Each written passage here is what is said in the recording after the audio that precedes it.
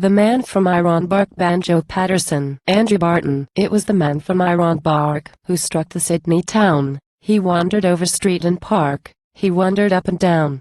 He loitered here, he loitered there, till he was like to drop, until at last in sheer despair he sought a barber's shop. Person Quo. Shave my beard and whiskers off, I'll be a man of mark, I'll go and do the Sydney toff up home in Ironbark. Person Quo. The barber man was small and flash, as barbers mostly are. He wore a strike-your fancy sash, he smoked a huge cigar. He was a humorist of note and keen at repartee, he laid the odds and kept and quo. Tot and quo. Whatever that may be, and when he saw our friend arrive, he whispered, Person Quo. Here's a lark. Just watch me catch him all alive, this man from Ironbark. Person Quo. There were some gilded youths that sat along the barber's wall. Their eyes were dull, their heads were flat, they had no brains at all. To them the barber passed the wink, his dexter eyelid shut, Person Quo. I'll make this bloomin' yokel think his bloomin' throat is cut. Person Quo. And as he so aped and rubbed it in he made a rude remark, Person Quo.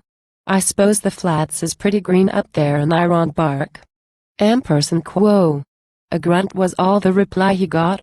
He shaved the bushman's chin, then made the water boiling hot and dipped the razor in. He raised his hand, his brow grew black, he paused a while to gloat, then slashed the red-hot razor back across his victim's throat.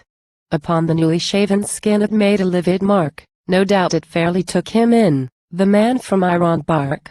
He fetched a wild up-country yell might wake the dead to hear, and though his throat, he knew full well, was cut from ear to ear, he struggled gamely to his feet, and faced the murderous foe, Person Quo. You've done for me. You dog, I'm beat. One hit before I go. I only wish I had a knife, you blessed murdering shark. But you'll remember all your life the man from Ironbark. Person Quo. He lifted up his hairy paw, with one tremendous clout he landed on the barber's jaw, and knocked the barber out. He set to work with nail and tooth, he made the place a wreck. He grabbed the nearest gilded youth, and tried to break his neck. And all the while his throat he held to save his vital spark, and in quo. Murder. Bloody murder. Person Quo. Yelled the man from Ironbark. A peeler man who heard the din came in to see the show. He tried to run the bushman in, but he refused to go. And when at last the barber spoke, and said and quo. 'Twas all in fun, 'twas just a little harmless joke, a trifle overdone. Person Quo. Person Quo. A joke. Person Quo. He cried, Person Quo. By George, that's fine. A lively sort of lark. I'd like to catch that murdering swine some night in Ironbark. Person Quo. And now while round the shearing floor the listening shearers gape, he tells the story o'er and o'er, and brags of his escape. Person Quo. Then barber chaps what keeps a tote, by George, I've had enough, one tried to cut my bloomin' throat, but thank the Lord it's tough. Person Quo.